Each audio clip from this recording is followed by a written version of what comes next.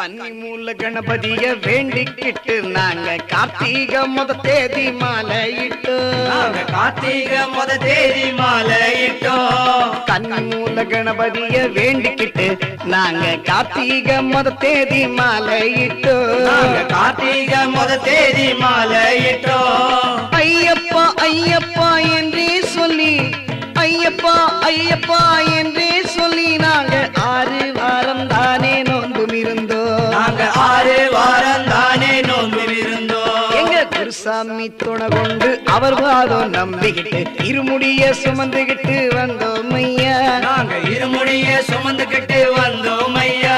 எங்க குருசாமி துணை கொண்டு அவர் பாதம் நம்பிக்கிட்டு இருமுடிய சுமந்துகிட்டு வந்தோம் ஐயா. இருமுடிய சுமந்துகிட்டு வந்தோம் ஐயா. 6 மனை வீடு